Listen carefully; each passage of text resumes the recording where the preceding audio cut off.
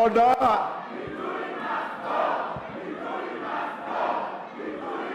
Order. Order.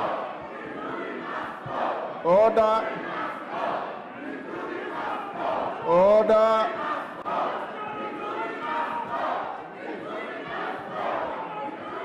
Will you take your seats, honorable members? Order. Order. Order. Order. Order. Order. Order. Order, honorable members. Order. Order, order, order. Order. If you continue behaving like that, it is most unfortunate. Mover. Thank you, Honorable Speaker.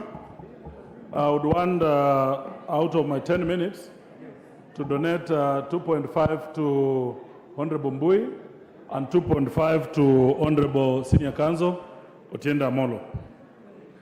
But very quickly, Honorable Speaker, If you do. okay.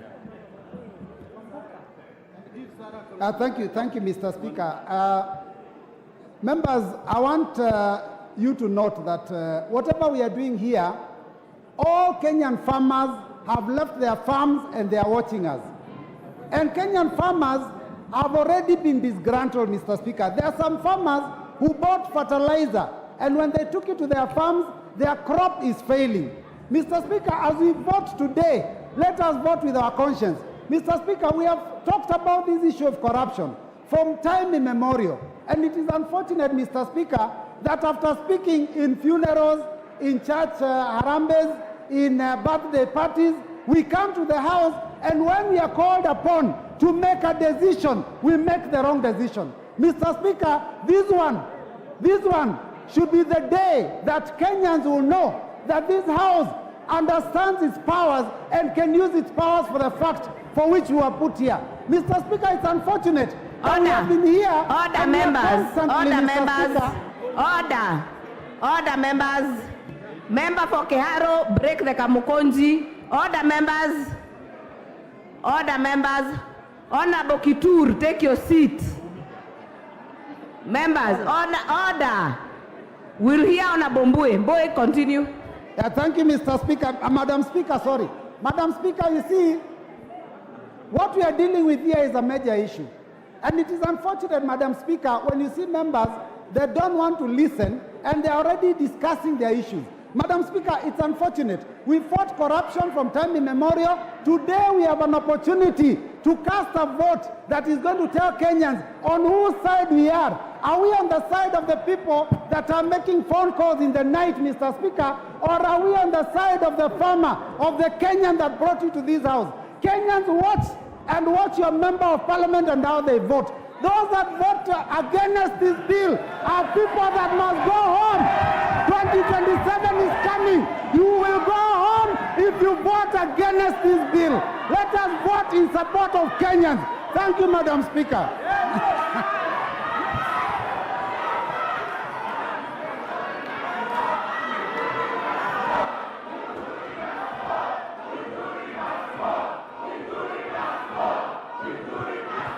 Otienda Amolo, you have 2 minutes. Thank you, Mr. Speaker. 2 minutes. Mr. Speaker, I must confess that the Honorable Mithika Linturi is my friend, and because he's my friend, that's why I'm supporting this motion.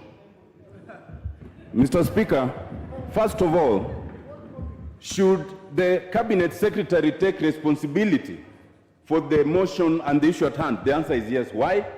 Because we have it on his own authority that he's supposed to. The document attached, dated March 24th, signed by him, at paragraph 8, page 12 says, the ministry ensures that agricultural produce are of the right quality. It is the ministry. Who is the head of the ministry? The cabinet secretary. Mr. Speaker, secondly, should we defeat the motion so that the Agriculture Committee completes its work? The answer is no. Why? A select committee under Article 152 is superior and has a very clear timeline than the Agricultural Committee. It only has 10 days. So all the reasons adduced in defense of the cabinet secretary should be adduced to that select committee. If you believe the minister is without culpability, support the motion so that we have that committee, so that it says the minister is not culpable. What we are dealing with is more than criminal responsibility. What we are accusing the minister is what we call culpable maladministration. Someone has to take political responsibility. If we don't go as high as the president, we must go as high as the minister.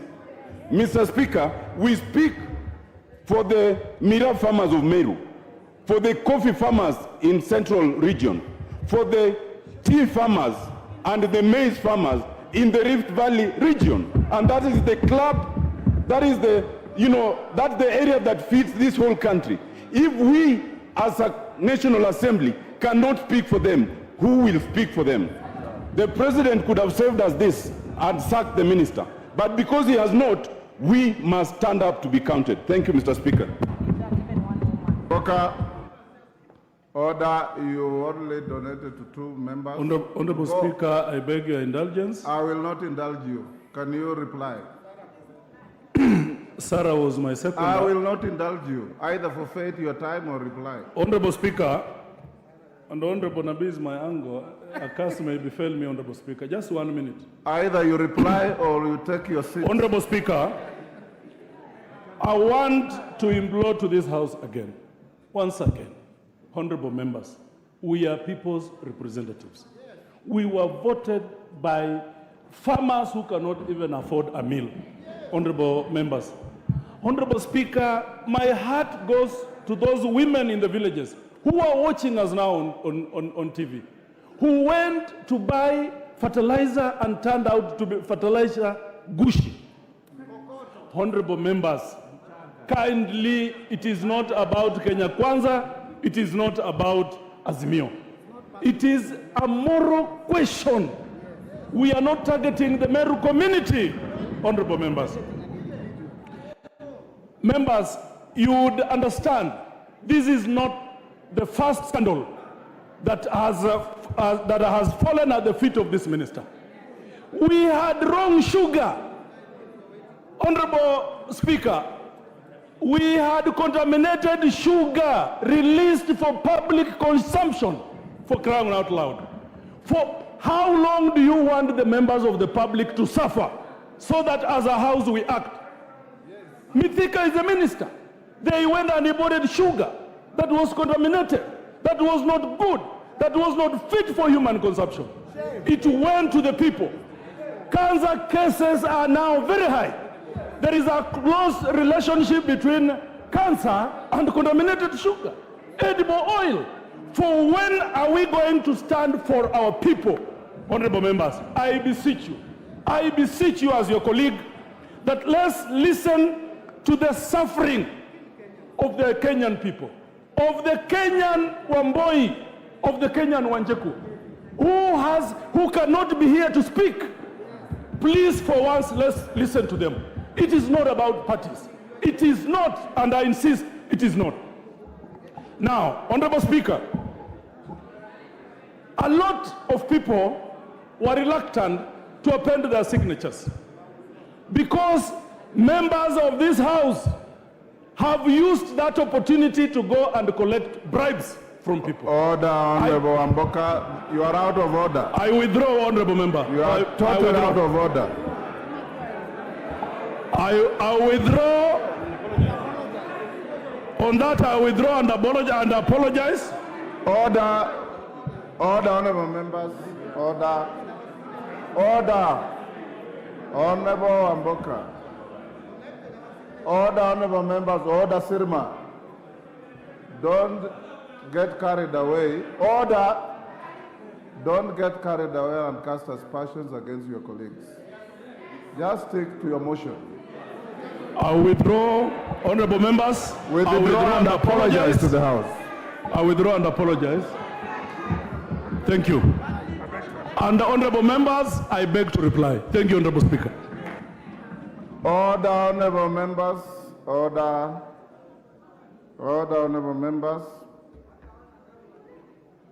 Before I put the question, order. Before I put the question, you know this is a motion that has constitutional guidance as to the threshold of the vote. So once I put the question, we'll not have a voice vote.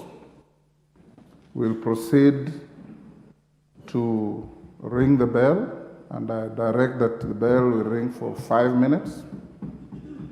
Once we close the ringing, we draw the bars, and I did direct you earlier on that we must save the House's time by voting electronically.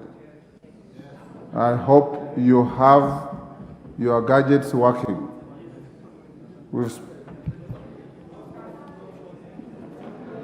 Order, honorable members. Now I'll put the question, and you have your order paper. I will not read the particularized charges. I'll only read the main charges.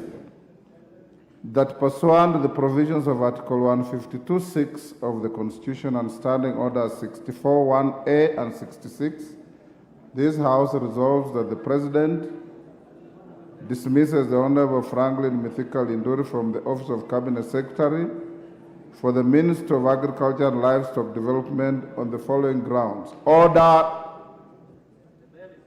Order. 1. Gross violation of the Constitution.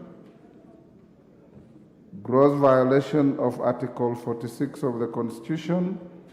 Gross violation of Article 73 of the Constitution. Gross violation of Article 201 of the Constitution. Gross violation of Article 232 of the Constitution. Serious reasons for believing that the Cabinet Secretary has committed a crime under national law. A. Serious reasons for believing the Cabinet Secretary has committed a crime under sections 100 and 101 of the Penal Code, Cap 63. Serious reasons for believing the Cabinet Secretary has committed a crime under sections 353 and 355 of the Penal Code, Cap 63. Gross misconduct, which is that the Minister has failed to exercise public trust in the best interest of the people of Kenya, and this amounts to gross misconduct, contrary to Section 8 of the Leadership and Integrity Act, Cap 185C, has failed in the performance of his duties to the best of his ability to carry out the duties of the office efficiently and honestly, and to carry out the duties in a transparent and accountable manner, and this amounts to gross misconduct, contrary to Section 10A and B of the Leadership and Integrity Act, Cap 185C, has failed to demonstrate professionalism in carrying out duties of the office in a manner that maintains public confidence in the integrity of the office, and this amounts to gross misconduct, contrary to Section 11A of the Leadership and Integrity Act, Cap 185C, misled the public by submitting false information to a departmental committee of the National Assembly that GPC diatomaceous was distributed as a soil conditioner and not as a fertilizer, and this amounts to gross misconduct, contrary to Section 29 of the Leadership and Integrity Act, Cap 185C. Will you now, Sergeant, ring the bell for 5 minutes?